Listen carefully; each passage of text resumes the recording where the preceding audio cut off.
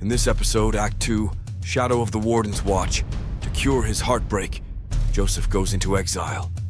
Follow the next exciting chapter of Joseph's story as he challenges various wild beasts, meditates for days seeking balance, and we eventually find out who the Warden's Watch are. Sit tight and enjoy. Having had his heart broken, our hero Joseph goes into exile, embarking on a quest to traverse the world in search of meaning. With nothing but his wits and an insatiable drive to challenge himself, he sets out to explore the world, to learn from different philosophies and train with other masters. He climbed mountains, sailed across oceans, and walked through ancient ruins, each place harboring secrets of life and death. From the serene temples of Japan to the Arctic tundra of the North Pole, every step he took was a dance with death. Every outcome was uncertain, pushing his limits. He studied various martial arts manuscripts, Pole Hausbuch, Baumann Fechtbuch, Buddha's Fist, Jeet Kune Do, Tai Bo, Shaolin, Wu Tang. His training was rigorous and demanding. His body moved with precision and strength. With each mastery, his movements became fluid yet deliberate, a dance of power and grace. His muscles strained under the effort, sweat beads over his forehead, but his focus never wavered. He pushed his physical limits, honing his skills until every strike, block, step was second nature. To further push his body, Joseph traversed the wild frontiers, challenging wild beasts of varying manner, proportion, and size. For his first trial, Joseph challenged a great ape. The beast was a mountain of muscle and sinew, his fur disheveled, covering a myriad of scars. A hulking mass of raw power. Veins pulsed with fire and eyes burned with primal hunger. When it moved, the ground trembled and the air vibrated. This was to be a test of pure grappling and strength. In an instant, the beast beat its chest and charged. Joseph steeled himself. Unyielding, he looked into the beast's eyes, raised his hands, and on a mighty impact locked hand and paw with the beast. The creature certainly possessed monstrous strength. However, Joseph matched the ape's strength, heaving the beast and body, slamming it into the ground. This was followed by a thunderous shockwave that shook the ground beneath them. Joseph then pinned the beast into submission with a Samoan hold. Bested, the beast retreated. Having started the gauntlet, Joseph next challenged a giant serpent, a colossal reptile, its scales shimmering with the hues of an emerald sea. Its body, a sinuous column of muscle. Undeterred, Joseph charged the beast. The serpent instinctively coiled itself around Joseph. For a common man, a dire situation. However, for Joseph, this was another opportunity to demonstrate his boundless strength. With chilling savage fury, he flexed his sinuous upper torso muscles. The serpent, sensing the limitless strength of its quarry, released the hold.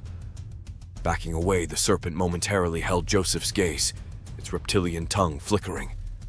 Sensing the futility of this battle, the snake slithered away back into the jungle.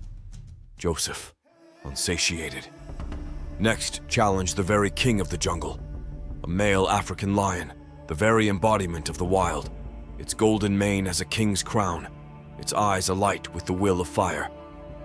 The lion let out a thunderous roar. Defiant, Joseph stood firm, holding the lion's gaze. With a burst of speed, the lion charged, dust bellowing in its wake.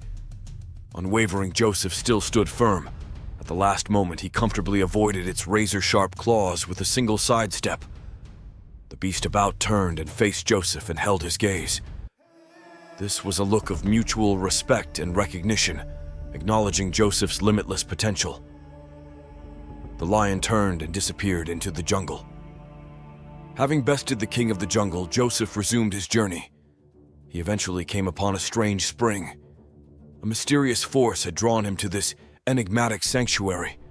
He sensed an inexplicable pull that led him to the water's edge. He took another step but did not sink to the dark depths, then another until he came to the center of the spring, the Axis Mundi. With that, he sat down and began to meditate. On the second day of meditation, as the sun climbed higher, the man transitioned from the physical to the mental.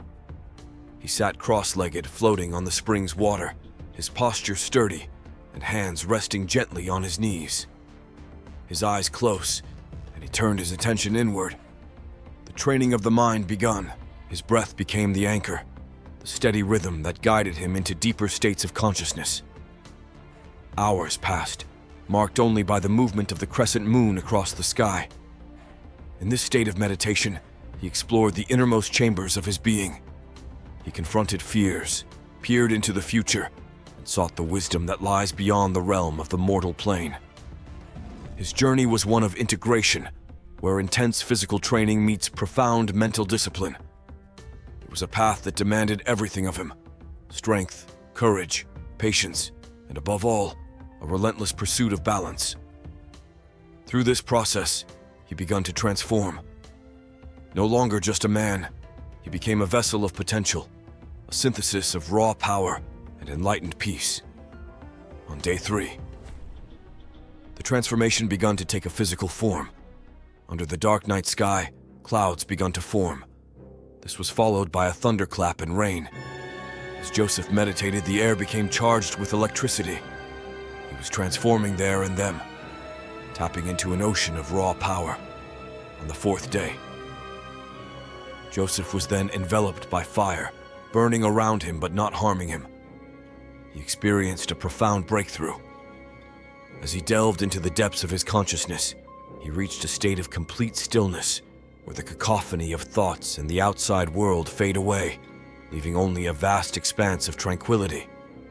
This marked the end of his exile. Having cured his heartbreak, Joseph decided to travel back to England. The Warden's watch appears. In the dimly lit back room of an old bastion, a group of individuals gathers around an ancient oak table. The air is thick with anticipation and the faint scent of musty books. The atmosphere is charged with a sense of purpose and danger, as if the very act of their gathering defies forces both seen and unseen. Each person is cloaked in shadow, their faces obscured by the flickering candlelight that dances across the walls, casting long, eerie shadows. The clock strikes midnight, and a hush falls over the assembly as the leader emerges. A figure enshrouded in a velvet hooded cloak stands at the head of the table. With a voice that is both commanding and cryptic, they begin. The mysterious leader holds a parchment with a royal seal in hand. The leader begins to address the gathering. He speaks of the need to strengthen their ranks and of an impending threat, quoting the biblical text. For our struggle is not against flesh and blood, but against the rulers, against the powers, against the world forces of this darkness, against the spiritual forces of wickedness in the heavenly places. The leader added that there was a need for a new champion. He then passed the parchment to the gathering, each member studying it intensely. The parchment had one name on it: Joseph.